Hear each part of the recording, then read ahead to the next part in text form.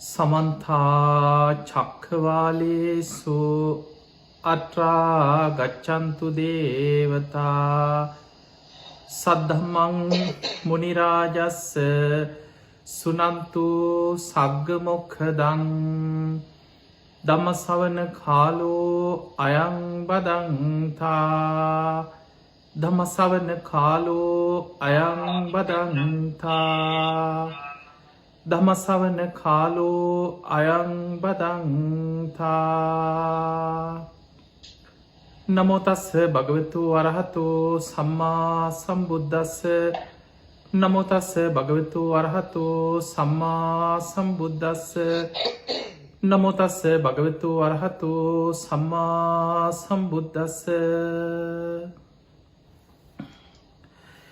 හැම දිනාටම තෙරුවන් සරණ ප්‍රාර්ථනා කරමින් අද ඔබ හැම දෙනෙක්ම විශේෂයෙන් ශ්‍රී ලංකා බුද්දිස්ට් සොසයිටි කැල්ගරි ඒහි පස්සිකෝ උතුම් ධර්ම දේශනා මාලාවේ විශේෂයෙන් මේ උදුවප්පුන් පොහෝ දවස නිමිති කරගෙන අද මේ පින්වත් හැම දෙනෙක් අන්තර්ජාලය ඔස්සේ මේ ධර්ම ශ්‍රවණේ පිණිස සූදානම් වෙන්නේ. ඉතින් විශේෂයෙන් විහාරස්ථානයේ වැඩ සිටින පූජනීය නායක හාමුදුරන් වහන්සේ මත්තුමගල චන්දානන්ද පූජනීය හාමුදුරන් වහන්සේ බුත්තල ධම්මරක්කිත හාමුදුරන් වහන්සේ ඒ වගේම අජාන් සුභරෝ නායක හාමුදුරන් වහන්සේ ඇතුළු පූජනීය හාමුදුරන් වහන්සේලා සියලු දෙනාගේම අවසරයි. ඒ වගේ මේ ධර්ම දේශනා කටයුතු වෙනුවෙන් වෙහෙස මහන්සි වෙලා මේ ධර්ම ප්‍රචාරයේ පිණිස බෙදා හැරීම පිණිස කටයුතු කරන කැනඩාවේ කැල්ගරි නගරයේ සිටින මහී මහත්මයා ඇතුළු ඒ පවුලේ හැම දෙනාටමත් බණ අහන හැම දෙනාටමත් මේ ධර්ම ශ්‍රවණය නිවන් දොරටුවක් බවට පත් වේවා කියලා අපි මුලින්ම ආශිර්වාද ප්‍රාර්ථනා කරමු. පින්වතුනි, අද මේ ධර්ම දේශනාවට විශේෂයෙන් අපේ මාතෘකාවක් හැටියට ඔබට ඔබේ ජීවිතය තුළ කර්මය ගැන තියෙන පුංචි පුංචි සැක සහිත තැන් සමහර වෙලාවට අපි නොදැනුවත්ත නෑ ඒ අකුසලයක් නෙමෙයි, ඒක ඒ තරම් මහලුකු දෙයක් නෙමෙයි, ඕවා මේ කවුරුත් කරනවා, ඒක අද නොකර බැරි දෙයක්, ඔය විදිහට හිතලා අපි සමහර වෙලාවට නොසිතන විදිහට යම් යම් කර්ම විපාකවලට අපි පැටලෙන්න පුළුවන්. අන්නේ නිසා පැහැදිලිවම මේ කර්මයේ රැස්වෙන්නේ කොහොමද, මේ කර්ම විපාක අපි කරා එන්නේ කොයි විදිහටද, මේ කර්ම විෂය බුදුරජාණන් වහන්සේ අපිට තේරුම් ගන්න පුළුවන් ආකාරය පෙන්නලා දීලා තියෙන කොයි විදිහටද කියන කාරණය අපි මේ ධර්මානුශාසනාව තුළ තේරුම් ගන්න උත්සාහයක් ගමු. මුලින්ම කර්මය ගැන අපි ගත්තොත් කර්මය කියන්නේ චේතනාව. ඔබට මෙන්න මේ විග්‍රහය හොඳින් තේරුම් ගත්තොත් සමහරලාවට ඔබටම ඊට පස්සේ තේරුම් ගන්න පුළුවන්කම තියෙනවා එහෙමනම් අපි හිතාගෙන ඉන්න දේවල් වල කොච්චර වැරදි තියෙනවද, අපි හිතන, අපි කියන, අපි කරන මේ හැම දෙයක් තුළම විපාක පිණිස කර්මයක් හැදෙනවා නේද කියන එක අපිටම තේරුම් ගන්න පුළුවන්කම තියෙනවා. පින්වතුනි, බුදුරජාණන් වහන්සේ කර්මය ගැන පෙන්වේ චේතනාහම් භික්ඛවේ කම්මං වදාමි. මහණෙනි, චේතනාව කර්මයයි. චේතයිත්වා කම්මං කරෝති කායේන වාචාය මනසා. චේතනා පහල කරලා අපි කර්ම රැස් කරනවා කායේන. අපි ක්‍රියා කරනකොට මතක තියාගන්න, අපි කරන හැම වැඩක්ම, හැම ක්‍රියාවක්ම අපේ කය ක්‍රියාත්මක වෙන්නේ චේතනාවක් එක්ක. වාචාය, අපි කතා කරන හැම වචනයක් එක්කම හිත ඇතුලේ කර්මයක් හැදෙනවා. ඒකට ධර්මයේ කියනවා විතක්ක ਵਿਚාර කියලා. චේතනා සකස් වෙනවා. චේතනාවක් එක්ක තමයි වචන කතා කරන්නේ. ඊළඟට මනසා, දැන් කෙනෙක් බොහෝ දෙනෙක් හිතාගෙන ඉන්නේ අපි හිතන දේවල් වල එච්චර බලපෑමක් නැහැ, හිතට ඕන තරම් දේවල් අපි හිතනවා, ඒවා එච්චර ගාණක් නැහැ කියලා කෙනෙකුට හිතෙන්න පුළුවන්. පින්වතුනි, මනසා කියලා කියන්නේ මනසට එන හැම සිතුවිල්ලක් තුළම කර්මයක් රැස් වෙනවා, චේතනාවක් පහළ වෙනවා.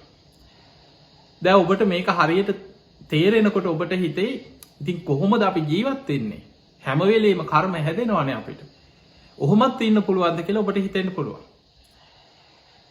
පින්වතුනි, අපි හිතන හැම සිතුවිල්ලක් එක්කම චේතනාවක් තියෙනවා. ඒ නිසා අපි හිතන හැම සිතුවිල්ලක් එක්කම කර්ම සකස් වීමක් සිද්ධ වෙනවා. කර්ම හැදෙනවා.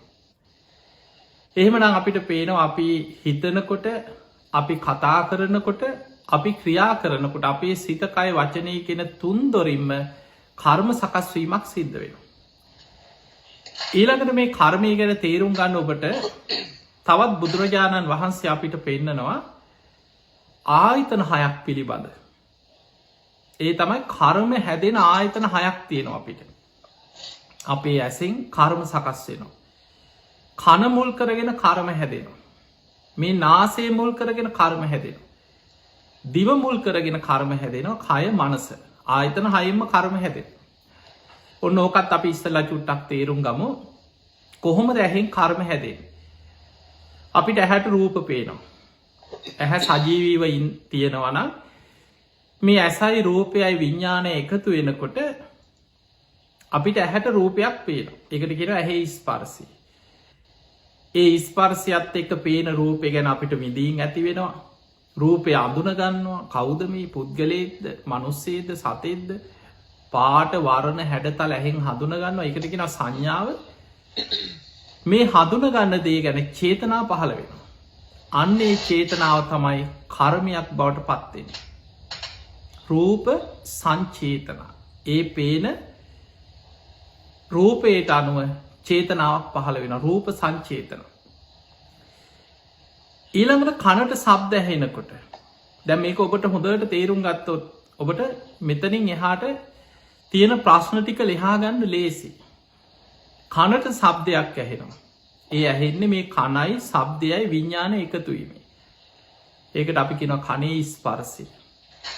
ඒත් එක්කම ඒ ඇහෙන ශබ්දය ගැන විඳීමක් උපදිනවා. විඳින ශබ්දේ හඳුන ගන්න. හඳුනාගත්තේ ශබ්දය ගැනම චේතනා පහළ වෙනවා. ශබ්ද සංචේතන. ඒක කර්මයක්. චේතනාව තමයි කර්මය. දැන් ඔය විදිහට නාසයට දැනෙන ගඳ සුවඳ ගැන චේතනා පහළ වෙනවා. ගන්ධ සංචේතන. දිවට දැනෙන රසය ගැන චේතනා පහළ වෙනවා. රස සංචේතන. කයට දැනෙන පහස ගැන චේතනා පහළ වෙනවා. පොට්ටබ්බ සංචේතන. හිතට එන අරමුණු ගැන චේතනා පහළ වෙනවා. ධම්ම සංචේතන. එතකොට මෙන්න මේ විදිහට අපේ ඇස, කන, නාසය, දිව, ශරීරය, මනස, මේ ආයතන 6 ඔස්සේම ඇහැට පේන රූපයක් පාසා චේතනා පහළ වෙනවා. කනට ඇහෙන ශබ්දයක් පාසා චේතනා පහළ වෙනවා. නාසයට දැනෙන ගඳ සුවඳට අනුව චේතනා පහළ වෙනවා. දිවට දැනෙන රසයට අනුව චේතනා පහළ වෙනවා. කයට දැනෙන පහසට අනුව චේතනා පහළ වෙනවා.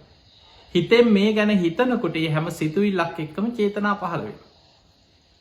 දැන් ඔය ටික කල්පනා කරනකොට කෙනෙකුට හිතේ ඉතින් කොහොමද අපි ඉන්නේ? ඇහැට පේන රූපයක් පාසා චේතනා පහළ වෙනවා. කනට ඇහෙන ශබ්දයට අනුව චේතනා පහළ වෙනවා. නාසය ගඳ සුවඳ අනුව චේතනා පහළ වෙනවා. මේ හැම වෙලාවෙම ආයතන 6න් එන හැම අරමුණක් පාසාම චේතනා පහළ වෙනවා. චේතනාවම නම් කර්මය. එහෙමනම් ඔබට තේරෙන්න ඕනේ ඔබටවත් මටවත් අපි කාටවත් කර්ම රැස් කරන්නේ නැතුව ජීවත් වෙන්න පුළුවන් ක්‍රමයක් නැහැ. අපි කාටවත් කර්ම රැස් කරන්නේ නැතුව ජීවත් වෙන්න පුළුවන් ක්‍රමයක් නැහැ. එහෙමනම් අපිට හැම මොහොතෙම කර්මයක් රැස් වෙනවා. අපේ ජීවිතේ එකම වෙලාවක් තියෙනවා කර්මය විපාක ශක්තිය නැති වෙලාව. එකම වෙලාව. ඒ තමයි අපි නිදාගෙන ඉන්නකොට. එතනදි බුදුරජාණන් වහන්සේ නින්ද ගැන පෙන්නලා දීලා තියෙන්නේ මහණෙනි, නින්ද කියන්නේ ජීවිතේ ඵල රහිත බව. ඒකේ ඵලයක් නැහැ. විපාක ශක්තිය නැහැ. නින්ද කියන්නේ ජීවිතේ වඳ බව කියනවා. ඒකේ විපාකේ ශක්තිය නැහැ. ඒක වඳයි කියනවා. මහණෙනි, නින්ද කියන්නේ ජීවිතේ මුලාවක් කියනවා. එතකොට ඒ කියන්නේ අපි හීන වලින් දකින දේවල්, අන්න ඒවැ විතරක් විපාක ශක්තියක් දැන් හීනෙන් දකින්න පුළුවන් මිනී මරණවා ගහගන්නවා හොරකං කරනවා සමහරලාවට සැබෑ ජීවිතේ ඉෂ්ට කරගන්න බැරි දේවල් කවදාවත් හිතපු නැති දේවල් හීනෙන් පේනවා. එතකොට මේ සිහින තුළ අපිට විපාක ශක්තියක් නැක මතක තියාගන්න. හීනෙන් නුත් විපාක ලැබුණ නං ඉතින් මෙලහට හැමෝම එක්කො මිනි මරුව අපරාධකාරයෝ දූෂකයෝ තියෙන අපරාධ ඔක්කොම සමහරලාට හීනෙන් පේනවා. පිංහතුනේ බුදුරජාණන් වහන්ස් දැන් ඔබට තවත් තේරුම් ගන්න මං කියන්නම් මෙහෙම. දැන් අපි හිතමු ඔබ හීනයක් දකින ඔබ ආස කරන දෙයක් හොරකං කරගන්න. අපි හිතම ඔබට යමක් ගන්න හිතුනා. ඔබ බැලුව ඔබට ආර්ථික ප්‍රශ්නයක් හරි ඔබට තියෙන ප්‍රශ්නත් එක් ඔබට හිතනවා නෑ මට මේක මේ වෙලා මට මේක ගන්න පුළුවන්කමක් නෑ. පස්සෙ ගන්නවා. හැබැයි ඇවිල්ල නිද ඕක ගැන කල්පනා කර නින්දට යනවා. කොහොම හරි හීනයක් දකින ඔබ මේක හොරකං කරගෙන ආපු හීනයක්. දැන් ඇහැරෙනවා. දැන් ඇහැරිච්ච ගමන් හොරෙද්ද? ඔබ හොරෙක් නෙමේ. ඒක හීනයක්. එහෙනම් සිහිනෙන් දකින දේවල් වල විපාක ශක්තියක් නෑ. සමහරලාවට තරහකාරයෝ එක්ක ගහගන්නවා රණ්ඩු වෙනවා බැනගන්නවා. එතකොට මේ විදිහට අපි හීනෙන් දකිනවා. තරහකාරයෝ එක්ක රණ්ඩු වෙනවා ගහගන්නවා බැනගන්නවා. මේවා හීනෙන් දැක්ක කියලා අපි හිතමු අපි අතින් ගහපු පාරකට අපේ තරහකාරයෙක් මැරිලා වැටෙනවා. දැන් ඔන්න අපි හීනෙනුත් දකිනවා අපි පොලිසියෙන් අල්ලගෙන යනවා අපි අහු වෙනවා. දැන් මේ මහා චිත්‍රපටියක් වගේ හීනයක් දකිනවා. එක පාට ඇහැරෙනවා. දැන් ඇහැරිච්ච ගමන් කල්පනා කරන මොකද්ද මේ වුනේ? දැන් මිනි මරුවෙක්ද ඔබ? ඒක සිහිනයක්. හැබැයි මතක තියාගන්න මේ ධර්මයේ බුදුරජාණන් වහන්සේ උගන්වනවා පෞකාර හීන දකින්න නැතුව නින්ද තුලත් හිත රැකගන්න පුළුවන් ක්‍රමේ බුදුරජාණන් වහන්සේ පෙන්නනවා. න පාපකන් සුපිනම් පස්සති පෞකාර හීන දකින්න නෑ කියනවා. ඒ කාටද? මෛත්‍රී භාවනා වඩන කෙනාට. බුදුරජාණන් වහන්සේ මේ මෛත්‍රී භාවනාවේ ආනිසංස 11ක් පෙන්නවා. එයින් 10ක් දිට්ඨ ධම්මවේද. ඒ කියන්නේ මේ ජීවිතේ ලැබෙන ආනිසංස 10ක් පෙන්වනවා. ඒ ආනිසංසවල පළවෙනි මේක තමයි සැපසේ නින්දකට යනවා. බොහොම සාන්ත සැප නින්දකට වැටෙනවා යා. සුකම් පටිබුඤ්ජති ප්‍රබෝධමත් අවදිවීමක් ලබනවා. එතකොට එයාගේ නින්දත් සැප සහිත නින්දක් අවදිවීමත් ප්‍රබෝධමත් නින්දක්. ඒ අතර නින්ද ඉන්න වෙලාවේ න පාපකන් සුපිනම් පස්සති පෞකාර හිත පෙළන බය තැති ගැනීම ඇතිවෙන පාපී සිහින දකින්නෑ කිනොයා. එහෙනම් අපිට පේනවා අපේ නින්ද තුළ මේ සිහිනවලටත් එක හේතුවක් වෙන්නේ අපි ඇහැරලා ඉන්නකොට අවදියෙන් ඉන්නකොට අපි කියන කරන හිතන දේවල් එක්ක අපිට එන ඒ සිතුවිලි ධාරාව අපේ නින්ද තුලත් අපි භයානක පෞකාර හීනවල අපිව අසරණ කරනවා. එතකොට බුදුරජාණන් වහන්සේ මෙන්න මේ සිහිනවල තමයි විපාක ශක්තියක් නෑ කියලා පෙන්නනවා. දැන් ඔයාලට ගොඩාක් උදාහරණ බුද්ධ කාලීන උදාහරණ විනය පිටකේ තියෙන සිදුවීම් ගොඩාක් තියෙනවා. ඔබට මේ ටිකෙන් තේරෙන්න ඕන එහෙනම් අපිට නිදාගෙන ඉන්නකොට හීන දකින්නකොට ඒවැන් විපාක පිණිස කර්මයක් හැදෙන්නේ නැහැ. හැබැයි එහෙනම් අපි අවදියෙන් ඉන්නකොට නැකිටලා ඉන්නකොට සිහියෙන් ඉන්නකොට හැම වෙලාවෙම යමක් කියනවද යමක් හිතෙන් හිතනවද යම් ක්‍රියාවක කරනවද ඒ හැම වෙලාවෙම චේතනාවක් එක්කයි සිහියෙන් ඒ ක්‍රියාව කරන්නේ. අන්නේ තුළ අපිට විපාක පිණිස කර්මයක් හැදෙනවා. පිංහතුනේ දැන් ඔය ටිකෙන් හැබැයි ඔබට දැන් ඔබට හිතෙන්න පුළුවන් ඉතින් එහෙනම් නැගිටලා ඉන්නකොට හැම වෙලාවෙම ඔහොම හිතන්නත් බෑ කර්ම හැදෙනවා කතා කරන්නත් බෑ චේතනාවක් පහළ කරලා. ඉතින් කොහොමද අපි ජීවත් වෙන්නේ කියලා. බුදුරජාණන් වහන්සේ අපි කාටවත් ධර්මයේ මහණෙනි කර්ම කරන්න එපා කියලා කොහෙවත් නැහැ. මතක තියාගන්න. කර්මයක් රැස් කරන්න නැතුව ඉන්න පුළුවන් කියලා එහෙම ක්‍රමයක් පෙන්නලත් නැහැ. එහෙම ඉන්න බෑ අපිට. ඒ කියන්නේ අපි හිතනකොට හැම වෙලෙම කර්ම රැස් වෙනවා නම් චේතනාව නම් කර්මය. කතා කරන වචනයක් පාසා විතක්ක ਵਿਚාර හිත ඇතුලේ චේතනා පහළ වෙනවා. අපේ කය ක්‍රියාත්මක වෙන්නේ චේතනාවක් එක්කනම්. ඇහැට පේන රූප, කනට ඇහෙන ශබ්ද, නාසයට දැනෙන ගඳ සුවඳ, දිවට දැනෙන රස, කයට දැනෙන පහස, මේ හැම වෙලාවෙම ආයතන හයනොත් චේතනා පහල කරලා නම් මේ කර්ම රැස් වෙන්නේ.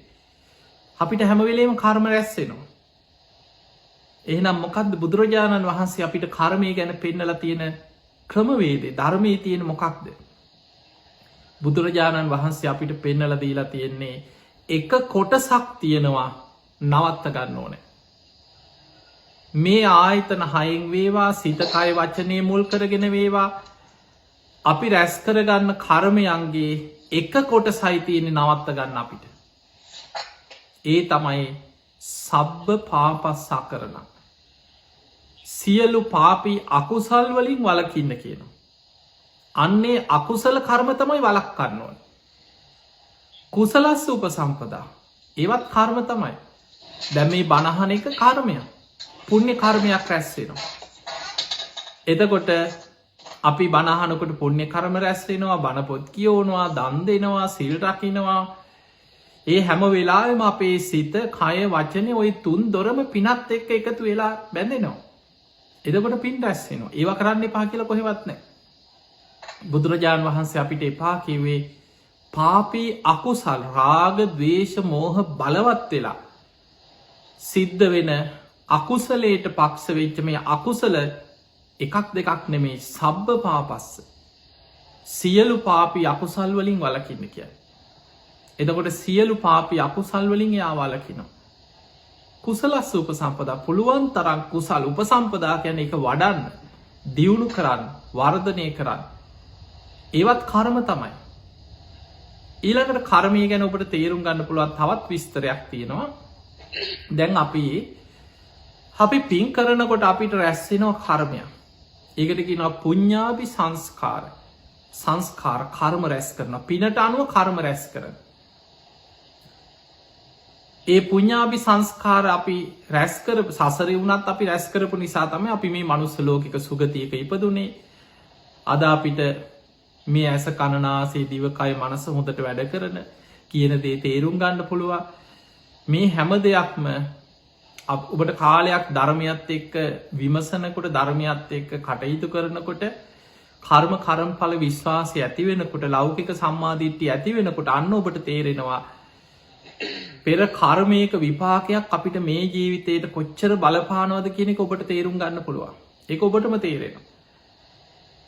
අපි දැන් කරන කර්මයන්ගේ විපාකත්, පෙර කරපු කර්මයන්ගේ විපාකත් එක්ක ඊළඟට මතු භවයක්, විපාක ශක්තියක් හැටියට අපිට සකස් වෙනවා. ඒ නිසා බුදුරජාණන් වහන්සේ පෙන්නනවා පින් කරන්න සකස් වෙනවා පුඤ්ඤාභි සංස්කාර. පිනට නැඹුරු වෙච්ච කර්ම හැදෙනවා. කෙනෙක් නිතර අකුසල් කරනකොට, පව්කම් කරනකොට එයාට කර්ම රැස් වෙනවා අපුඤ්ඤාභි සංස්කාර. ඒ අකුසලයට, පවට නැඹුරු වෙච්ච කර්ම යාට හැදෙනවා ඊට පස්සේ. දැන් එයාගේ කර්මේ නැඹුරු වෙලා තියෙන අකුසලයට, පාපයට. ඒ අකුසලයට නැඹුරු වෙච්ච කර්ම යාට සකස් වෙනවා අපුඤ්ඤාභි සංස්කාර. දැන් ඔබට හිතෙන්න පුළුවන් ඉතින් භාවනා කරනකොටත් සිත, කය, වචනේනේ මේකට එන්නේ. භාවනා කරනකොටත් කර්මනේ රැස් වෙන්නේ. කර්ම තමයි ඒවත්. භාවනා කරනකොටත් කර්මයක් රැස් වෙනවා. ඒකට කියන්නේ ආනෙන්ජාභි සංස්කාර කියලා. පින් කරනකොට රැස් වෙනවා පුඤ්ඤාභි සංස්කාර. අකුසල් කරනකොට රැස් වෙනවා අපුඤ්ඤාභි සංස්කාර. භාවනා කරනකොට, සමාධිය වඩනකොට, ධ්‍යාන වඩනකොට රැස් වෙනවා ආනෙන්ජාභි සංස්කාර. දැන් ඒ සංස්කාරයන්ට අනුව උපදින හැටිය පින් කරන කෙනා පුඤ්ඤාභි සංස්කාරයට අනුව යාට හැදෙනවා සුගති සහිත ලෝකයක විපාක පිණිස කර්මයේ බලවත් වෙනවා. පිනට අනුව. අකුසල් කරන කෙනාට සතර අපාය දුක් සහිතව ඒකේ විපාකේ ඒ පැත්තට හැදෙනවා. භාවනා කරලා ධ්‍යාන වඩන කෙනාට ආනෙන්ජාභි සංස්කාරය ඔස්සේ තමයි බ්‍රහ්ම ලෝකවල, රූපී අරූපී බ්‍රහ්ම තලවල උපත පිණිස හැදේ. ඒ නිසානේ ධ්‍යාන වඩාගත් අය බ්‍රහ්ම ලෝකවල උපදින්නේ. එහෙනම් අපිට පේනවා ඔබ සමතේ වඩනකොට, ඔබ භාවනා කරනකොට ඔබට කර්ම රැස් වෙනවා. ඒවා සුගති සහිතව රූප අරූපී බ්‍රහ්ම තලවල පළවෙනි දෙවනි තුන්වෙනි හතරවෙනි කියන මේ ධ්‍යාන මේවා ලේසි දේවල් නෙමේ. කාලයක් භාවනා කරලා පංච නීවරණ යටපත් කරලා ඔබ ඔබේ හිතේ ඒකාග්‍රතාවයක් සමාධියක් උපදවල ධ්‍යාන මට්ටම් වලට හිත දියුණු කරන. ඒ ධ්‍යානවලට ඔබේ හිත දියුණු කරාට පස්සේ ඒ ධ්‍යාන තලවලට අනුව රැස්වෙන කර්මයෙන් ඔබ මරණින් මත්තේ උපද්දවන්නේ බ්‍රහ්ම තලව. ඒ බ්‍රහ්මයෝ කියන්නේ දෙහා පෙරජීවිතවල ධ්‍යාන වඩල භාවනා කළ ධ්‍යාන ඒ කුසලය නිසා තමයි බඹල උපදී. ඒ විදිහ රූපාවචර බ්‍රහ්මලෝක 16ක් බුදුහාන්දුරු පෙන්න්න. ධ්‍යානවල තියෙන ශක්තියානුව භාවනාවේ තියෙන දියුණුවානුව ඒ බ්‍රහ්මතල්වල උපදින. ඊළඟට කෙනෙක් අරූප ධ්‍යාන වඩලන ආකාසානංචායතන විඤ්ඥානංචායතන ආකින් චඥායතන නේව සංඥාන ආසඥ ඔයකින් අරූප ධ්‍යාන වඩලන අරූප ලෝකවල උපදී. එහෙමනම් අපිට පේනවා පින් කරන කෙනා සුගතියට පංචකාමයන් එක සුගති සහිතව කර්ම හැදෙනවා. අකුසල් කරන කෙන අපාය පැත්තට නැඹුරු වෙලා ඒ දුක් සහිත විපාක පැත්තට කර්මය හැදෙනවා. භාවනා කරල ධ්‍යාන වඩපු කෙනා බ්‍රහ්මලෝකවල රූපාරූපී බ්‍රහ්ම තලවල විපාක පිණිස කර්ම හැදෙන. බුදුරජාණන් වහන්සේගේ ධර්මය අපිට පෙන්නනවා බුදුරජාණන් වහන්සේ විපස්සනාවක් අපිට විදර්ශනාව අනිත්‍ය භාවනාව ඒ තුළත් කර්මයක් හැදෙනවා. හැබැයි ඒ කර්මය විශේෂයි. ආර්යෂ්ඨායික මාර්ගය ගැන බුදුරජාණන් වහන්සේ පෙන්නුවේ මහනෙන ආර්යෂ්ඨායික මාර්ගය කියලා කියන්නේ කම්ම නිරෝධගාමිනී ප්‍රතිපදා. ඔන්න මතකතියාගන්න ආර්යෂ්ඨායික මාර්ගයට කියන නම ආර්යෂ්ඨායික මාර්ගයට කියන නම තමයි කම්ම නිරෝධගාමිනී ප්‍රතිපදා. අර පුුණ්‍ය කර්ම පිනට අනුව රැස්වෙච්ච කර්මයනු ශය වෙන. අකුසල් කරලා අකුසලේට අනුව රැස්වෙච්ච කර්මශ්ෂය වෙනවා. අර ධ්‍යාන වඩලා බ්‍රහ්මතලවලට අනුව රැස්වෙච්ච කර්මත් ශය වෙනවා. ඒනම් විදර්ශනා වඩනකොට ඒ විදර්ශනාවෙන් යම් කර්මයක් රැස්සෙනවද ඒ කර්මි බුදුහාන්දුරුව පෙන්නුවේ මහනෙන අර අකුසල්වලට ධර්මය පෙන්න්නනවා එක තැනක කළු කර්ම. පින්වලට පෙන්වන සුදු කර්ම. එතකොට ධ්‍යාන වඩලා එයා රැස් කරගන්න කර්මය කළුත් නොවන සුදුත් නොවන කර්ම ධ්‍යාන වඩල. එතකට බුදුහාදුරු පෙන්න්න මහනෙන විදර්ශනා වඩනකොට ඒ විදර්ශනාව තුළ යම් කර්මයක් රැස්වෙනවද. ඒ කර්මය සිද්ධ වෙන්නේ කළු කර්මවල විපාකත් සුදු කර්මවල විපාකත් කළු සුදු කර්මවල විපාකත් කළුත් නොවන සුදුත් නොවන ඒ කර්මවල විපාකත් ශේවීම පිණිසමයි කෙනවා ඒ කර්මය බලවත්තේ. එනිසා මතකතියාගන්න එහෙම නං අපි භාවනා කරලා විදර්ශනා වඩනකොට ඒ විදර්ශනාව තුළ තමයි පුුණ්‍ය කර්ම පාපී කර්ම ධ්‍යානවලට අනුව රැස්වෙච්ච කර්ම මේ සියලු කර්ම ශේවීම පිණිස පවතින කර්මයක් අපි රැස් කරගන්න. ඒ තමයි කම්ම නිරෝධ ගාමිනී ප්‍රතිපදා. ඔන්න ඕක විතරයි අපිට කර්මය මිදන්න තියෙන මාර්ග වෙන මාර්ගයක් නෑ. අපි පින්කර කර ඉන්නවා කියන්නේ අපිට සුගති සහිත විපාකදිදී යන්න කර්ම ගොඩක් අපි රැස් කරගන්න. පින් කරන්නේ නැත්නම් එයාට කරන්න තියෙන්නේ අකුසල් පැත්ත. අකුසල් කර ඉන්නවා කියන්නේ සතරාපායි වැටි වැටි යන්න පුළුවන් කර්ම ගොඩක් අපි හැමවෙලේම රැස් කරගන්න. කෙනෙක් අපි හිතමු සමාධිය වඩනවා කියලා. එයා තාවකාලිකව හරි කාලයක් සැපසේ බ්‍රහ්ම තලවල ඉන්න පුළුවන් විදිහට කර්ම රැස් කරගන්න. බුද්ධ ශාසනයෙන් පරිබාහිරව පවා ධ්‍යාන වඩල බ්‍රහ්මලෝකල උපදින ක්‍රම බුදුරජාණන් වහන්සේ පෙන්නලා දීලා තියෙන.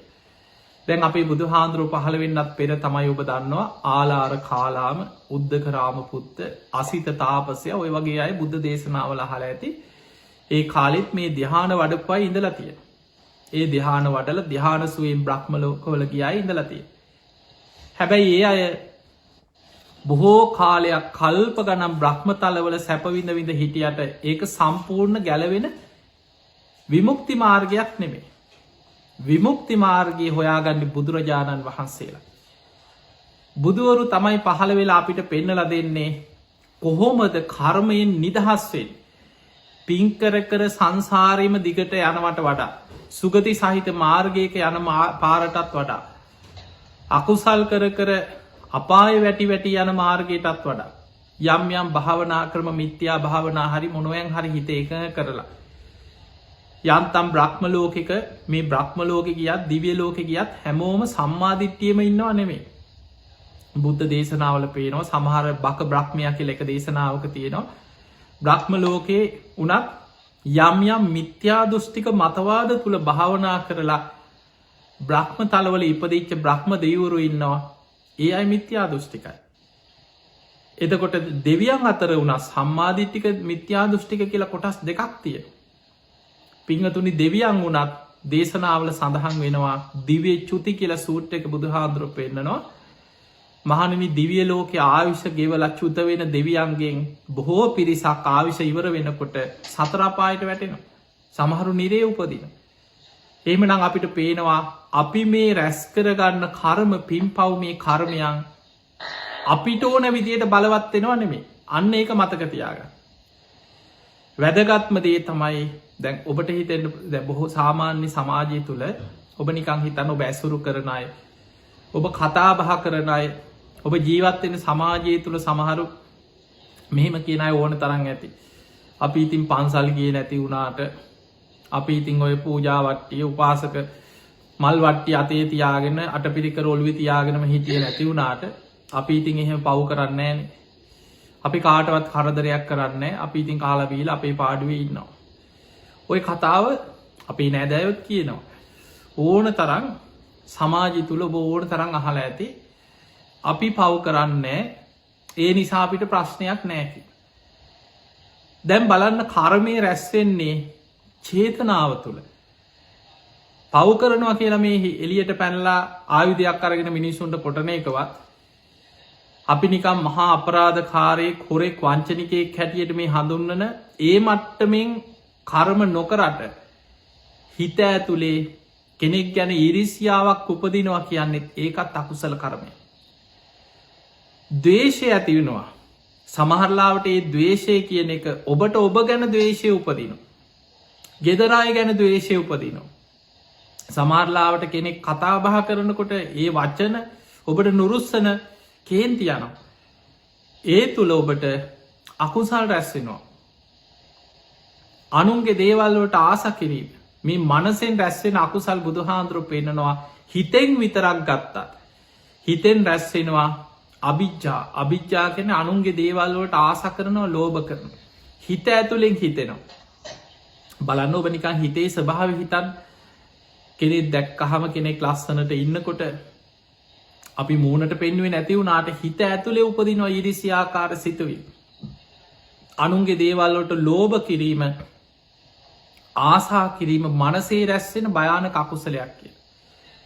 ඊළඟට ද්වේෂය වෛරය. හිත ඇතුලෙන් කොච්චර මිනිස්සු ද්වේෂයෙන් පුපුරනවද කියලා හිතන්න. හිත ඇතුලෙන් පුපුරනවා.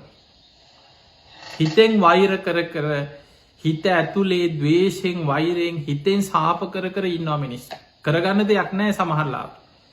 එක්ක රටේ නීතියක් නිසා හරි තමන් අහුවෙයි කියලා හරි මොකක් හරි දෙයකින් ඔබට ඔහු වෙනුවෙන් යමක් කරගන්න බැරි වෙන්න පුළුවන්. හැබැයි හිත ඇතුලෙන් වෛර කරනවා, ද්වේෂ කරනවා, පුපුරනවා, සාප කරනවා. ඒක මනසේ රැස් වෙන විශාල අකුසලයක්.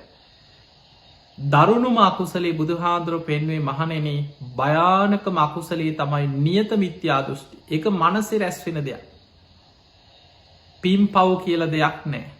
ඔය දෘෂ්ටි ඔබ තුලක් ඇති ඕන තරම්.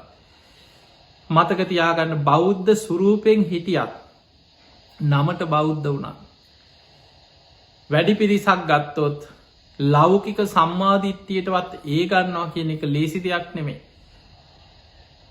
මෙන්න මේ සම්මාදිට්ඨික අදහස් ටික බුදුහාඳුරෝ පෙන්වුවා නියත මිත්‍යා දෘෂ්ටියයි ලෞකික සම්මාදිට්ඨියයි පැහැදිලිව පෙන්නලා දීලා තියෙනවා.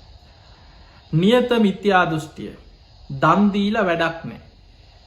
සමහරවිට ඔබට ඕක දරුණුවටම නැති වෙන්න පුළුවන්. හැබැයි ඒක එක එක ස්වරූපෙන් තියෙනවා. දානය ගැන අපිට පැහැදිලි දැක්මක් නැහැ. ඒ නිසා ওই දන් දීලා වැඩක් නැහැ. කෝ ඔය විපාක. අන්න එහෙම හිතෙන අවස්ථා එනවා. ඒක නියත මිත්‍යා දෘෂ්ටි. ඊළඟට අපි කරන මහා පින්කම් ඔය අප උපස්ථාන කිරින් ඔය ලොකුවට කරන ඕවා වැඩක් නෑ කියලා හිතෙන. දැන් බලන්න ඒ තුල අපි ඔය දෘෂ්ටිය තුල පිහිටලම අපි කියන දේවල් නැද්ද? ඔයිට වඩා හොඳයි නෙමේ කන්න නැති උට දන් දුන්නා නම්. කොච්චර ඉන්නවද අහිංසක මිනිස්සු. එතකොට අපි ඒ විදිහට දානය ගැන හරි අපිට හිතෙන දේවල් එක්ක අපි යම් යම් නිගමන වලට එනවා. පින්වතුනි පින රැස් වෙන්නේ මෙහෙමයි. දවසක් කොසල් රජුරෝ බුදුහාමුදුරන්ගෙන් ඇවිල්ලා අහනවා ස්වාමීනි කාට දුන්නොත්ද පින් රැස් වෙන්නේ කියලා. ඔන්න ප්‍රශ්නේ හොඳට අහගන්න.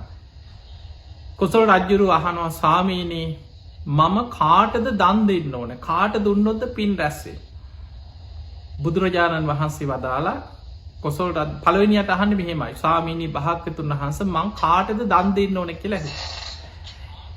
එතනදී බුදුරජාණන් වහන්සේ වදාලා රජතුමනි ඔබ කැමති කෙනෙකුට ඔබ ආස කෙනෙකුට ඔබ දන් දෙන්න පින් රැස් වෙනවා. දන් දීම කියන්නේ පිනක්. ඔබ කැමති ඕනම කෙනෙකුට දෙන්න පිනක් තියෙනවා කියවයි කිය. අන්න එහෙමනම් සතෙකුට දුන්නා දකිනා විභංග කියලා සූත්‍ර එක පෙන්නවා. එක සතෙකුට කුසගින්න නිවා ගන්න කෑම ටිකක් දුන්නත් ආත්ම 100ක් ආනිසංස ලැබෙන පිනක්. හිඟන්නෙකුට දෙනවා කන්න නැති අසරණ මනුස්සයෙකුට ආත්ම 1000ක් ආනිසංස ලැබෙන පිනක්. එතකොට ඔය වගේ පෞද්ගලික දාන 14ක් බුදුරජාණන් වහන්සේ එකින් එක ආනිසංස වැඩි වෙන ආකාරي ධර්මයේ පෙන්නලා දීලා තියෙනවා. අන්න කොසල් රජුරු අහපු පළවෙනි ප්‍රශ්නේ මං කාටද දන් දෙන්නේ? බුදුරජාණන් වහන්සේ වදාළ රජතුමා කැමති ඕනම කෙනෙකුට දෙන්න. අන්න එහෙනම් ඔබ තුලත් තියෙනවා සමහරු කියනවා නෑ අපි නම් දන් දෙන්නේ වැඩිහිටි නිවාසවලට. ඒක ගොඩක් හොඳයි කියනවා. සමහරු කියනවා නෑ ඊට වඩා ආබාධිත නිවාසයක ළමයින්ට දීපුවාම ඊට වැඩිය හොඳයි. ඔයිට වඩා හොඳයි කියන කන්න නැති උන්ට දුන්නා නම්. එතකොට ඔහොම ඒ අපි හිතන විදිහ ඒක පිනක්. මතක තියාගන්න ඒක පිනක්. ඊළඟට කොසල් රජුරු අහනවා ස්වාමීනි කාට දුන්නොත්ද මහත්ඵල මහානිසංස වෙන්නේ කියලා ඇහුවා. ඔන්න දෙවනි ප්‍රශ්නේ. පළවෙනියට ඇහුවේ කාටද දන් දෙන්න ඕනේ? දෙවනියට අහනවා කාට දුන්නොත්ද මහත්ඵල මහානිසංස වෙන්නේ? බුදුරජාණන් වහන්සේ වදාළ රජතුමනි ඔය ප්‍රශ්න දෙකක්. කාට දුන්නොත්ද මහත්ඵල මහානිසංස වෙන්නේ වෙන ප්‍රශ්නයක්. ඔබට මහත්ඵල මහානිසංස වීම පිණිස නම් දන් දෙන්න ඕනේ රාග ద్వේෂ මෝහ ප්‍රහාණය කරගත්ත පිරිසකට හරි රාග ద్వේෂ මෝහ ප්‍රහාණය කිරීමට මහන්සි ගන්න පිරිසකට දන් දෙන්න කිව්වා. එතකොටයි කිව්වා මහත්ඵල මහානිසංස වෙන්නේ. ඔන්න ඕක තේරුම් ගන්න. දැන් අපි දානයක් දෙනකොට දානයේ අග්‍රම කොටස පූජා කරන්නේ ගුරු උපදේශ රහිතව රාග ద్వේෂ මෝහ ප්‍රහාණය කරපු බුදුරජාණන් වහන්සේව සිහි කර. ඊළඟට අපි කිව්ව පන්සලේ හාමුදුරු 3 නමක් වෙන්න පුළුවන්, 2 නමක් වෙන්න පුළුවන්, 1 නමක් වෙන්න පුළුවන්, 10 නමක් වෙන්න පුළුවන්. හැබැයි අපි දන් දෙන්නේ සාංගිකව. අතීතේ වැඩ සිටියේ වර්තමානයේ වැඩ ඉන්න අනාගතේ පහළ වෙන සියලු සංඝයා ආරමුණු කරගෙන සාරිපුත්ත මොග්ගල්ලාන ආනන්ද නන්ද රාහුල ඔය විදියට අපි මේ බුද්ධ ශාසනයේ වැඩ හිටිය සියලුම නික්ලේශී මහරහතන් වහන්සේලාගේ ඉඳන් මාර්ගඵලලාභී සියලු සංඝයා සිහි කරගෙන ඒ මාර්ගයේ ගමන් කරපු ප්‍රතිඵල ලැබපු සියලු දෙනා වෙනුවෙන් අපි දන් දෙනවා. එතකොට අර නිකලෙස් උත්තමයන් වහන්සේලා ඒ වෙනුවෙන් මහන්සි ගන්න අය, ඒ මාර්ගයේ වඩන අය, ඒ සියලු දෙනා එකට ඇතුළත් වෙනවා. අන්න එතකොට ඒ දානේ තමයි කියනවා මහත්ඵල මහානිසංස වෙන්නේ. එතකොට බලන්න අපි මොකද අපි මේක තේරුම් ගන්න දැන් අපිට ඕන තරම් කෙනෙකුට කියන්නේ ඔය හාමුදුරට කොච්චර හම්බ වෙනවද ඕන තරම් කොච්චර අහක යනවද ඔයිට වඩා කන්න නැති උන්ට දීපුවාම කොච්චර පිනක්ද එහෙම හිතෙනවා. කන නැති අයටත් දන් දෙන්න. ඒකත් පිනක්. සතුන්ටත් දෙන්න. ආත්ම 100ක් ආනිසංස ලැබෙන පිනක්. අසරණ බඩකින්න ඉන්න මිනිස්සෙකුට කෑම ටිකක් දුන්නොත් ආත්ම 1000ක් ආනිසංස ලැබෙන පිනක්. එතකොට සිල් ඇත්තන්ට වෙන්න පුළුවන් කාට දුන්නත් පින් රැස් වෙනවා. හැබැයි මතක තියාගන්න මහත්ඵල මහානිසංස වෙන්න නම් රාග ద్వේෂ මෝහ ප්‍රහාණය කරපු පිරිසක් හරි ඒ වෙනුවෙන් මහන්සි ගන්න පිරිසක් අරමුණු කරගෙන දන් දෙන්න. එතකොට ඒ දානෙ මහත්ඵල මහානිසංස වෙයි. ඊළඟට තවත් මේ කර්මය චේතනාව ගැන තේරුම් ගන්න තවත් තැනක් ඔබට දැන් අපි බුද්ධ පූජා තියෙනවනේ. බොහෝ වෙලාවට ඔබ තුලත් ඇති ඔබ දන්න අය ඇසුරු කරන අය තුලත් ඇති බුදු හාමුදුරුවද පිරිනිවන් පාලා. මෙච්චර මේ ලොකුවට මෙච්චර මේ වියදං කරලා බොරුවට බුද්ධ පූජාවල් තියන්න ඕනද. ඔයි බුද්ධ පූජාවට බනින ගරහන කොච්චර ඉන්නවද කියලා හිතා. සමහර වෙලාවට අපි දකින සමහර බුද්ධ පූජාවල් බොහොම ලස්සනට ගිලම් පස වෙන වෙනම හදලා වෑන්ජන වෙන වෙනම තියලා දානි භාජන වෙනම තියලා බොහෝම ලස්සනට බුද්ධ පූජාවල් තියෙන. සමහරු ඒක දැකලා හිත පහදවන අනේ සාදු සාදු කියලා හිතෙන් සතුටුවේ. තව කෙනෙකුට ඒ බුද්ධ පූජාව දකිනකොටම හිතෙන අපරාධික ගොන් වැඩ මුන්ට මොලේ නෑ මෙච්චර මේ බොරුවට කණ නැති මිනිහෙකුට දුන්නා නම් හොඳයි. බුදු හාමුදුරුවොත් අද නෑ පිරිනිවන් පාලා මේ මැටි පිළිමවලට මේ එහෙම හිතනවා. මේ මැටි පිළිමවලට මේ බොරුවට දානි පූජ කර මුම් මේ මෝඩිය මෙච්චර මේ දියුණු වෙච්ච කාලේ අන්න ඒ වගේ අදහස් අපිට එනවා. ඒ අදහස් කියන ඒවා තර්ක කරන ඒවා සාකච්ඡා කරන අය ඕන තරම් ඔබ තුළ ඇති. දැන් බැලූ බැල්මට අපිට හිතන ඇත්තනේ නම් මේ පිංහතුනි බුදුරජාණන් වහන්සේගේ ගාථාවක උන්වහන්සේ මෙන්න මේ විදිහට අපිට ඒ පින රැස්වෙන ආකාරය පැහැදිලිය පෙන්නල දෙනවා මෙන්න මෙහෙම. තිට්ටන්තේ නිබ්බුතේ චාපී සමේ චිත්තේ සමේ පලං චේතෝ පනීදි හේතුහි සත්තා ගච්ඡන්ති සුග්ගති. තිට්ටන්තේ ගැන බුදුරජාණන් වහන්සේ ජීවමාන වැඩ ඉන්නකොට. අපි හිතමු අපේ බුදුරජාණන් වහන්සේ ජීවමාන වැඩ ඉන්න කාලේ යම් කිසි කෙනෙක් බුදු හාමුදුරුවෝ උදෙසා දානයක් දෙනවා. බුදුරජාණන් වහන්සේටම ගිලම් පස පූජ කරන. බුදු හාමුදුරුව වෙනුවෙන්ම මල් පූජ කරලා සිරිපතුල් ලබ දේශනාවල් තියනවා සමහරු මල් අරගෙන ඇවිල බුදු හාමුදුරන්ගේ සිරිපතුල්ලඟ පූජ කරලා වන්දනා කරා කර. එතකොට ඒ වගේ බුදු හාමුදුරන්ගේ සිරිපතුල්ලඟ උන්වහන්සේට මල් පූජ කරන. එතකොට බුදු හාමුදුරුව ජීවමානව වැඩ ඉන්නකොට යමෙක් ඒ විදිහට පූජ කරලා යම් පිනක් රැස් කරගන්නවාද නිබ්බුතේ චාපි බුදු හාමුදුරුව පිරිනිවන් පෑවට පස්සේ නිබ්බුතේ ගැන පිරිනිවන් පාර. බුදුරජාණන් වහන්සේ පිරිනිවන් පෑවට පස්සේ යම් කිසි කෙනෙක් බුදු හාමුදුරුව වෙනුවෙන් මං පූජ කරනවා කෙන චේතනාවෙන් අන්න එතන වැදගත් චේතනාව. එයා ඒ චේතනාවෙන් දානය පූජ කරන බුදු හාමුදුරුව පෙන්වා මම වෙනුවේ බුදු හාමුදුරුවන් සිහිකරගෙන පූජා කරනවනං යම් වස්තුවක් සාරීරික ධාතුන් වහන්සේලා තැන්පත් චෛත්‍යයක් වෙනුවෙන් හරි. පාරිභෝගික බුදුහාන්දුරුව පරිහරණය කරපු දේවල් පාරිභෝගික වස්තු. ජයශ්‍රී මහ බෝධීන් වහන්සේ අග්‍රයිකිනො ඒ අතර. බෝධීන් වහන්සේ නමක් වෙනුවෙන් හරි. උද්දේශික කියන්නේ බුදුහාන්දුරුව වෙනුවෙන් නිර්මාණය කරපු දෙයක්. එතකොට අන්නේ වෙනුවෙන් අපි බුද්ධ ප්‍රතිමාවකට හරි අපි දානය පූජ කරන හැබැයි පූජ කරන්නේ අන්න එතන වැදගත්තෙන් වාර චේතනාව. දැන් අපි කතා කරා චේතනාව තමයි කර්මය. එතකොට අපේ චේතනාව තියෙන්නේ මං මේ ගලකට පූජ කරනවත් මැටි ගොඩකට පූජ කරනවත් කියල නෙමේ. අපේ චේතනාව තියෙන්නේ බුදුරජාණන් වහන්සේගේ බුදුගුණ සිහිකරගෙන බුදු හාමුදුරුව වෙනුවෙන් මං මේක පූජ කර. මේ පූජාව මේ ගිලම් පසවේවා මේ දානය වේවා මේ මල්ටික වේවා බුදුරජාණන් වහන්සේට පූජාවේවා කියල අපි පූජ කරන්න. බුදු හාමුදුරුව දේශනා කරනවා මහනෙනේ බුදු කෙනෙක් පිරිනිවන් පෑවට පස්සෙත් ජියවමාන බුදු හාමුදුරුවන්ට එදා යමක් පූජා කරපු කෙනෙක්ගේ චේතනාව හා සමාන චේතනාවකින් නං එයා බුද්ධ පූජාව තිබ්බේ සමේ චිත්තේ සමේ පලා. ඒ හිත සමානනං ඒකෙන් ලැබෙන විපාකයක් ඒ හා සමානයි කිය. අන්න බලන්න එහෙමනම් අපිට පේනවා එහෙනම් අද අපිට බුද්ධ පූජාව තියද්දී චේතනාව තුළ බුදුරජාණන් වහන්සේටම පූජා කරනවා කියන චේතනාවෙන්නම් අපි පූජ කරේ. අපිට ජීවමාන බුදු හාමුදුරුවන්ටම පූජ කරා හා සමාන පින් රැස් කරගන්න පුළුවන්.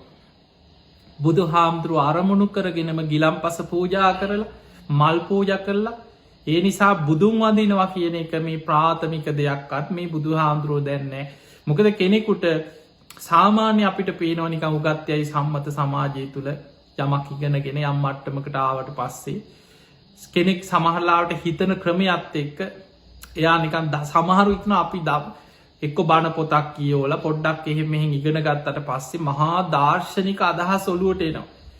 ඔය බුද්ධ පූජාවෝවා වැඩක් නෑ මේ භාවනා කරන්නයි තියෙන්නේ මේක මේ ගැඹුරු ධර්මයේ තියෙන මේ හිත ගැන විමසන්න තියෙන්නේ කියලා නිකන් මහා අති පණ්ඩිත විදිහට ධර්ම කරුණුම අරගෙන ඒ දක්වන අදහස් වලින් නිකන් එයාට සමහරලාවට අහගෙන ඉන්න අයට හිතෙන්න පුළුවන් මේක නිකන් ඇත්තනේ නම් හරි නේද නිකන් මේකනේ කරන්න තියෙන්නේ. හැබැයි බුදුරජාණන් වහන්සේ පෙන්නවා මහණෙනි බුද්ධ ශාසනය කියන්නේ මහා විශාල අරටුවක් තියෙන ගහක් කියන. මේක තියෙන මහා සාරෝපම සූත්‍රය මජ්ක්‍ධිම නිකායේ. බුද්ධ ශාසනය කියන්නේ විශාල අරටුවක් තියෙන ගහක්. ඒ ගහේ වටිනාම දේ අරටුව. ඒ තමයි චතුරාර්ය සත්‍ය අවබෝධය මාර්ගඵල ලැබලා නිවන් දකින. හැබැයි ඒ ගහටම අයිති ගහේ පොත්ත, ගහේ සිවිය, ගහේ එලය, ගහේ අතු, ගහේ කොළ, මල් ගෙඩි මේ වගේ තව ගොඩාක් දේවල් තියෙන. ඒ ඔක්කොම ගහට අයිති දේවල්. බුදුහාමුදුරුවෝ පෙන්නවා එක එක්කෙනාගේ මට්ටම් තියෙනවා. සමහරලාවට දැන් ඔබට වුණත් ඔබ එක පාරටම මේ බුද්ධ ශාසනයට නිකං භාවනාව ගැන එක පාරට භාවනාවටාව නෙමෙයි. කෙනෙක් බුදුහාමුදුරුවෝ පෙන්න මහණෙනි කෙනෙක් ඇවිල්ලා අර මහා විශාල අරටුවක් තියෙන ගහේ කොළ කඩාගෙන යනවා. ඒක කොළ ටික අරගෙන යනවා. තව කෙනෙක් ඇවිල්ලා ඒ ගහේ මල් කඩාගෙන යනවා. තව කෙනෙක් ඇවිල්ලා ඒ ගහේ පොත්ත එලේ රැහැගෙන යනවා. එක එක්කෙනා එක කොටස් ගන්නවා. හැබැයි ඒ ඔක්කොම ගහට අයිති දේවල්. හැබැයි ඒ සියල්ලේ වටිනාකම දන්න කෙනා ගහේ අතු ටිකත් ගන්නවා, කොළ ටිකත් ගන්නවා, පොත්තත් ගන්නවා, ගෙඩි ටිකත් ගන්නවා, මල් ටිකත් ගන්නවා. ගහේ අරටුව වටිනාම දේත් ගන්නවා. ඒ වගේ බුදුහාමුදුරුවෝ පෙන්නනවා මේ බුද්ධ ශාසනයේ වටිනාකම දන්න කෙනා මේක භාවනාව විතරයි කියලා බුද්ධ පූජාවට ගරහන්නෙත් නෑ. බුදුන් වදිනයකට ගරහන්නෙත් නෑ. ඊළඟට මේ බුද්ධ ශාසනය තුළ සද්ධාව තමයි මේ කරා යන්න වැදගත්මති. ඒ නිසා යා බුදුන් අදිනවා, අවස්ථාව ලැබුණ හම දන් දෙනවා, පින් කරනවා, භාවනා කරනවා, අනිත්තා එකතු කරගෙන පින්කාංගවලට සම්බන්ධ වෙනවා. ඒ සියලු දේවල් වල යෙදෙන ගමන් එයා භාවනා කළ ධර්මයත් අවබෝධ කරගන්න මහන්සි ගන්න. අර බුද්ධ ශාසනය නැමති මහා අරටුවක් තියෙන මේ ගහින් සම්පූර්ණ ප්‍රයෝජනය ගන්න. ඒ නිසා බුදුහාමුදුරුවෝ පෙන්නවා කෙනෙකුට මතකතියාගන්න අපිට ප්‍රඥාව කරා යන්න නම් එතනට යන්න තියෙන මාර්ගයේ සද්ධාවෙන් යායුතු ගමනක් තියෙන. මේක පටන් ගන්නකොටම රහත් වෙනවා නෙමෙයි. සද්ධානුසාරී ධම්මානුසාරී සද්ධාවෙන් තමයි එතනට යන්න. සද්ධාවෙන් ඇතුල්ලේ ඊට පස්සෙයා සෝවාන් වෙනවා, සකදාගාමී මාර්ගය වඩනවා, ඵලයට පත්වෙනවා, අනාගාමී මාර්ගය වඩනවා, ඵලයට පත්වන මෙහෙම ක්‍රමානුකූල අනුපුබ්බ සික්ඛා, අනුපුබ්බ කිරියා, අනුපුබ්බ ප්‍රතිපදා මේ විදිහට ටික ටික පියවරෙන් පියවර ගැඹුරට යන තැන. ඒ නිසා මේ ධර්මයේ හැසිරෙනකොට ධර්මය ඉගෙන ගන්නකොට ඔබ ගොඩාක් ඊළඟට බුදුහාමුදුරුවෝ පෙන්නපු වටිනාම දෙයක් තියෙනවා. අපි මේ ධර්මය ඉගෙන ගන්නකොට අපි ඉන්න ඕනේ කොතනද කියලා. ඒ තමයි මම දන්නවා, මමයි දන්නේ, මං කියන එක හරි. මම පොත්පත් කියවලා තිනවා, අපි බණ අහලා තිනවා, අපි දන්නවා ඒ කාලේ ඉඳන් ඕක අන්නේ දෘෂ්ටියට එන්න එපා. ඒ දෘෂ්ටියට ආපු ගමන් වරදිනවා. ඔබ දන්නවා වෙන්න පුළුවන්, ඔබ ආචාර්ය වෙන්න පුළුවන්, මහාචාර්ය වෙන්න පුළුවන්, ඔබ මොනවා හරි දෙයක් දන්නවා. ඒ ඔබ දන්නේ ඒ විෂයක්. ධර්මය ඉගෙන ගන්නකොට බුදුහාමුදුරුවෝ පෙන්නවා භගවා ජානාති. බුදුරජාණන් වහන්සේ තමයි සියල්ලම දන්නේ. අහං නජානාමි, මම මොකුත්ම දන්නේ නෑ කියන තැනයින්. නැත්නම් ධර්මය ඉගෙන ගන්න බෑ යාට. එහෙම මෙහෙන් කටපාඩම් කරගනි, තැන් තැන් වලින් කෑලි ටිකක් අල්ලගෙන කාට හරි ගරහාගෙන තර්ක කර අනුන්ට බැන නිකන් අකුසල් ටිකක් පුරවගෙන අපිත් බෞද්ධයෝ කියලා ඉන්න පුළුවන්. හැබැයි මේ ධර්මයේ පිහිටන්න නම් එයා තුළ හැම වෙලේම තියෙන්න ඕනේ අදහස තමයි භගවා ජානාති. බුදුරජාණන් වහන්සේ තමයි සියල්ල අවබෝධයෙන්ම දන්නේ. අහන්න ජානාමි මන් දන්න දෙයක් නෑ. මං කිසිම දෙයක් මේ මොකද අපි කවුරුත් අපිත් මේ බණපොතක් කියෝලා බුදු හාදුරන්ගේ දේශනාවක් අහලා ඒ දේශනා තුළින් අපි ගත්ත දැනුමක් මිසා. අපි කවුරුවත් සර්වඥතාඥානම අපිට එක පාට පහළ වෙලාද. පෙර ජීවිත දකින නුවන චුතුූපාත ඥාන මේ විශ්වය ගැන නිවන ගැනම අපිට අමුතු අවබෝධ කාටවත් ලැබිලනෑ. බුදු හාමුදුරුවන්ගේ දේශනා තුළින් තමයි අපි හිතලා මෙහෙමයි මෙහෙමයි කියලා යම් මට්ට මේ පුංචි දැනුමක් අපි හදාගෙනීම. ඒ නිසා මේ ධර්මය තුළ ගැඹුරට යන ශ්‍රාවකයකුට තියෙන් ඕන පළවෙනිම දේ තමයි මගේ ශාස්තෘන් වහන්සේ බුදුරජාණන් වහන්සේ උන්වහන්සේ තමයි සියල් අවබෝධයෙන් දන්නේ. අහන්න ජානාමි මන් දන්නේ නෑ කියනදේ ඒ මතයට ඔබ ඉන්න ඕන. ඊළඟට සත්තා මේ භගවා බුදුරජාණන් වහන්සේ තමයි මගේ ශාස්තෘන් වහන්සේ. බුදුහාමුදුරුව තමයි මගේ ශාස්තෘන් වහන්සේ. ශ්‍රාවකෝ හමස්මි මං උන්වහන්සේගේ ශ්‍රාවකෙක්. මං බුදුහාමුදුරන්ටත් ඉහලින් කියන මට්ටමට මොකද සමහර අයත් එක කතා කරනකොට වාද තරක විතරක සමහර පණ්ඩිත අදහස් අහගෙන ඉන්නකොටම අපිට හිතෙන අම්බෝ මෙයාගේ තියෙන මේ බණ තැන්තැන්වලින් එක්ක බණටිකා පොත්තකින් කෑල්ලක් කොහෙන් හරි කියෝල බුදුහාමුදුරන්ටත් ඉහලින් අදහස් ගත්තොත්. මහා පණ්ඩිත අදහස්වල ඉඳගෙන තරක විතර්කවලට. ඒ නිසා මේ ධර්මී ගැඹුරට යන කෙනා හැම වෙලාම හිතන්නේ නිහතමානී. මේ ධර්මී පිහිටන්න එතනදී. සත්තා මේ භගවා බුදුහාමුදුරු මගේ ශාස්තෘන් වහන්සේ. ශ්‍රාවකුමාමස්මි මං උන්වහන්සේගේ ශ්‍රාවකයෙක් විතරයි. ඔන්න ඔතන ඉදං සද්ධාවෙන් මේ ධර්ම කරුණු එකින් එක ඉගෙන ගන්න. ඊළඟ ඔබට මේ ධර්මය අල්ලගන්නකොට වැදගත් වෙන දෙයක්. ඒ තමයි බුද්ධ දේශනා ගත්තොත් විශාල ප්‍රමාණයක් තියෙනවා. සාමාන්‍යව බහල ඇති 84,000ක ධර්මස්කන්ධ කියලා ගොඩාක් දේශන තියෙන. දැන් මේ ලෝකේ බුද්ධ දේශනාන් විදිහට එක පොත්පත් ලියපු එක පොත් සමහරලාට ඔබ ලෝකෙ ඉන්නකොට ඔබ ඉංග්‍රීසි මාධ්‍යයෙන් වේවා නොයෙක් ධර්මය ගැන ලියපු එක පොත් ගොඩාක් කියෝල ඇති. අන්නේ පොත් කියවීම තුළම එකෙක් කෙනා එක මතවාද කෙනෙක් ඉන්න පුළුවන් එයා විද්‍යාව පැත්තෙන්ම හිතන කෙනෙ. එයාට ඔන්නන් අර 84,000ක් දේශන අතර සූට දේශනාගත්තත් 18,000ක් තැන් තැන්වලින් එයා එකතු කරනවා.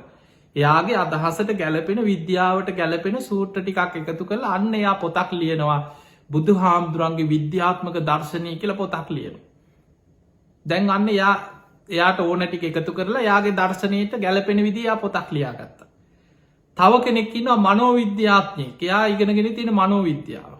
යාද බුදුහාමුදුරන්ගේ දේශනාවල තියෙන සිත ගැන විස්තර බුදුහාමුදුරුව මේ සිතුවිලි ගැන විස්තර කරපු ඒවා ඔය කරුණු ටිකක් එකතු කරලා අන්න දැන් එයාගේ දර්ශනයට අනුව එයා පොතක් ලියනවා බුදුහාමුදුරන්ගේ මනෝවිද්‍යාව කියලා. තව කෙනෙකුට විශ්වය ගැන හොයන කෙනෙක්කින්න ග්‍රහලෝක ගැන. එයා මේ විශ්වය ගැන යා ඉගෙන ගත්ත දේවල් විද්‍යාඥයන්ගේ දේවල් එයා දන්න දේවල්ලෝට දැන් එයා බුදු දහම තියෙන සූට්‍රවලින් තැන්තැන්වලින් කෑලි එකතු කළ අරගෙන දැන් එයා ඒක පෙන්න්නන බුදු හාමුදුරු තමයි ලෝක පහළ වෙච්ච මේ විශ්වය ගැන අවබෝධ කරගත්ත විද්‍යාඥා කියලා. ඔය වගේ එක පොත් තියෙනවා විශාල ප්‍රමාණයක්. එතකොට තමන්ගේ මතයට ගැලපෙන විදිහට සූට්‍ර තැන්තැන් වලින් අරගෙන බුද්ධ දේශනාවල කෑලි දාලා තමන්ගේ මතය ඔප්පු කරගත්ත පොත් ගොඩක් තියෙනවා. ඒවා අපි කියව්වට පස්සේ අපි නොදැනුවත්වම අපි ඒ දෘෂ්ටි ගොඩකට අපි ධර්මයෙන් එක දෘෂ්ටි පැත්තකට අපි යනවා. ඒ නිසා මතක තියාගන්න බුද්ධ දේශනා කියෝනොකට ධර්ම ඉගෙන ගන්නකොට වැදගත්මදේ අපි දෘෂ්ටියක ඉඳගෙන අපේ දෘෂ්ටියට අදාළ සූට්‍ර එකතු කරන එක නෙමෙයි. ඕක තමයි ගොඩාක් දෙනෙක් කරන්නේ වරදින්නේ ඔතන. තමන් අදහසකට ඇවිල්ල තමන්ගේ අදහසට හරියන්න සූට්‍ර එකතු කරලා මම හරි මෙන්න මේක මෙහෙම තියෙනවා මේක මෙහෙම තියෙනවා කියලා තමන්ගේ අදහසට ගොුණුවෙන විදිිය කරුණු එකතු කරලා හදාගන්න. අපි ධර්මය ඉගෙන ගන්න ඕනෑ. අපි මොකුත් දන්නේ නෑ කියන තැනයිදං ඉගෙන ගන්න කියන්නේ ඒකයි. එතකොට අපි දෘෂ්ටියකට ඇයින්නේ නැතුව අපි බුද්ධ දේශනාවක් කියවලා ඒ දේශනාව තුළ බුදුරජාණන් වහන්සේගේ අදහස මොකක්ද. අන්නේ අදහසයි අපි හිතට ගන්න. ඔය විදිහට අපි දේශනා 100ක් කියවනු. ඒ දේශනා 100ෙම බුදු හාමුදුරුව මොකක්ද අදහස් කරේ. උන්වහන්සේගේ දැක්ම මොකක්ද. ඒ දේශනාවල් ඉලක්ක කරලා දේශනා කරේ කොයි පැතිද.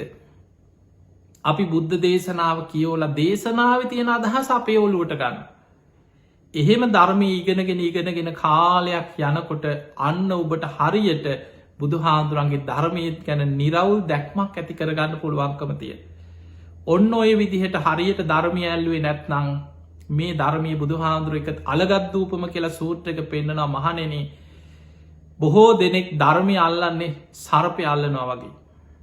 සර්පයෝ අල්ලන්න දන්න කෙනා මොකද කරන්නේ සර්පයාව අල්ලන්නේ හරියට බෙල්ලට කරුවක් තියල බෙල්ලෙ දඟලන්න බැරිවෙන විදියට හිර කළ ඔළුවෙන් අල්ලගන්න. ඔළුවෙන් අල්ලගත්තර පස් සර්පයත දෂ්ට කරන්න බැරිවේ. සර්පය අල්ලන්න දන්න කෙනා හරියට මල්ලන්න එතන. නොදන්න කෙනා කඳින් අල්ලන බඩෙන් අල්ලපු ගමන් සර්පය හැරල දෂ්ට කරන. සමහරු නැට්ටෙන් අල්ලන අල්ලපු ගමන් හැරල දෂ්ට කරන.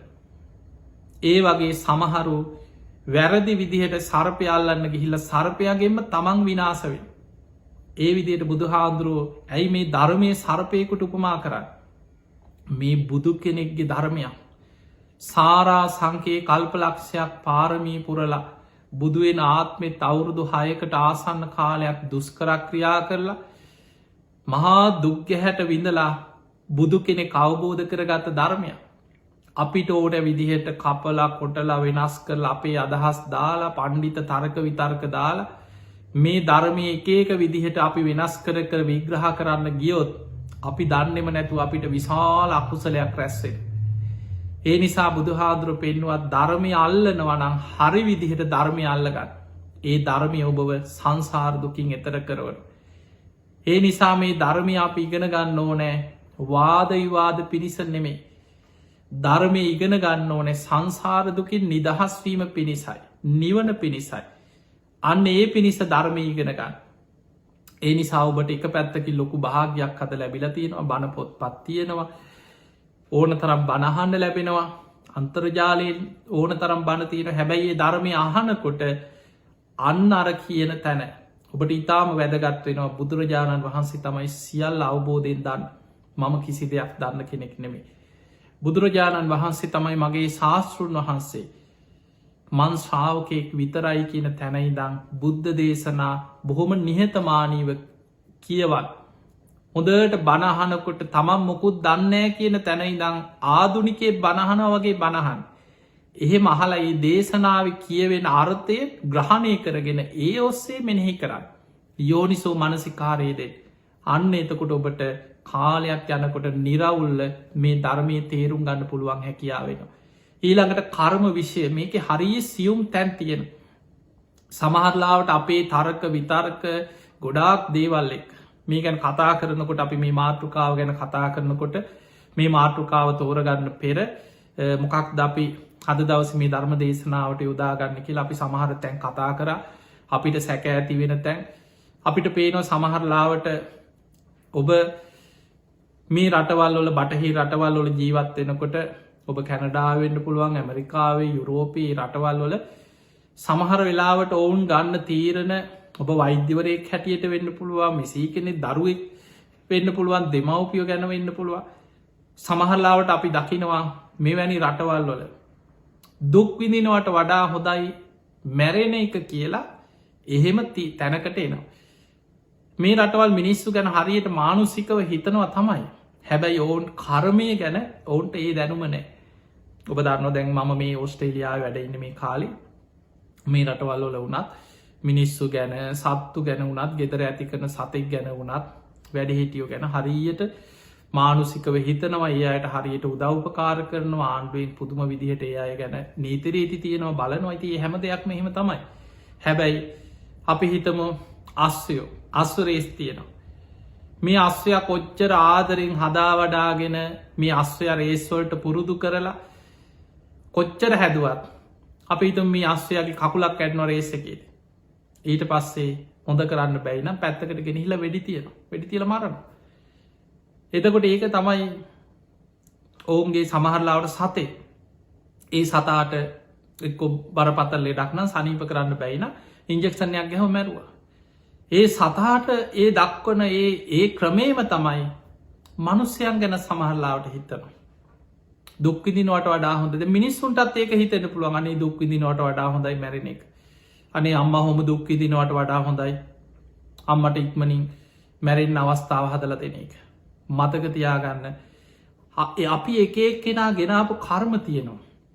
ඒ කර්මවල අපේ ජීවිතවල අපි සමහරලාවට මරණාසන්න මොහොතේ අපි ඒ විඳවල හරි ඒ ගෙවල හරි ඒ කර්මයට අනු අපිට ලැබෙන මරණයක් අපිට ලැබෙනවා. අපි කවදාව සදාකාලිකව ඉන්න නෑ.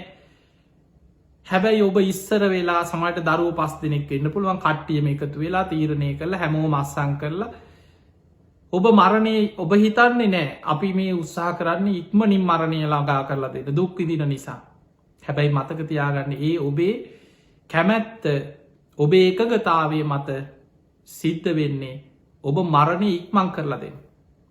ඔබ නොදැනුවත්ව විශාල අකුසලයක් කරගන්න කෙනෙක් වෙන්න පුළුව චේතනාව තුළයි කර්මය රැස්සේ තිය නිසා එවැනි අවස්ථාවල් වල බුද්ධිමත්ත මගහැරලා ධර්මය දන්න කෙනා බේරෙන්න්න දක්ෂ කෙනෙක් බවට පත්තේ.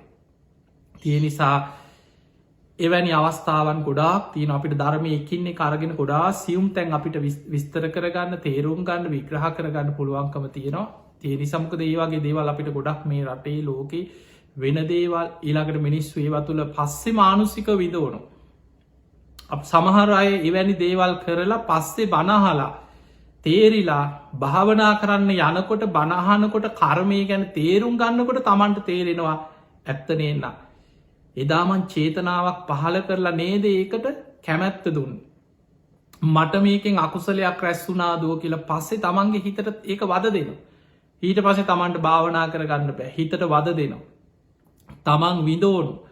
ඒ නිසා එවැනි කර්ම විපාකවලට ඔබ ඉදිරිපත් නොවී බුද්ධිමත්ත කර්මය කියන මොකක්ද චේතනාව තුළ කර්ම රැස්සෙන්නේ කොහොමද මේක හොඳට තේරුම් ගන්න කර්ම විෂය කියන්නේ අපිට ඕන විදියට පාලනය කරන්න පුළුවන් දෙයක් නෙමේ. මතක තියාගන්න මේ විශ්වයේ තියෙන මේ ධර්මතාවයක් නියාමයක් කම්ම නියාම මේ බුදුහාමුදුරුව මේ අඳුන්ලදීලා බුදුහාමුදුරුවන්ගේ කැමැත්තට වෙන එකක් නෙමේ කාගවක් කැමැත්තෙන් වෙන එකක් නෙමේ. බුදුහාමුදුරුව කරේ මේ සිද්ධ වෙන ක්‍රියාව මෙන්න මේකයි වෙන්නේ.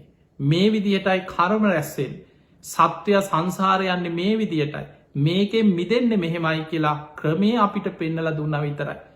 තිය නිසා හැම බුදු කෙනෙක්ම පහළ වෙලා අපිට පෙන්නල දුන්නේ සබ්බ පාපස්සා කරන සියලු පාපි අකුසල් වලින් වලකින් කුසලස්ස උප සම්පදා පුළුවන්තරම් පින් කරන්න කුසල් වඩන් සචිත්ත පරියෝදපනා තමන්ගේ හිත දමනය කරගන්න භාවනා කරන්න ඒ තම් බුද්ධානු ශාසන මේක තයි බුදුරජාණන් වහන්සේ අපිට පෙන්න්නපු අනු ශාසනාව තින් ඒ උතු මනු ශාසනාව තුළ පිහිටල අකුසල් වලින් වලකින්න චේතනා පහල කරලා සිතකයි වචනය මුල් කරගෙන කරන කිසිම අකුසලයකට යොමු එන්න එපා පුළුවන් තරන් සියලු අකුසල් වලින් වලකින් හැම මොහොතේම පිනක් කුසලයක් රැස් කරගන්න මහන්සිකන ඔබේ සිත කයි වචනය මුල් කරගෙන පින් කරන්න කුසල් වඩන් හිතෙන් පවා මෛත්‍රිය පුරුදු කරන්න කරුණා මෛත්‍රිය ගුණධර්ම සම්මාධිට්්‍යය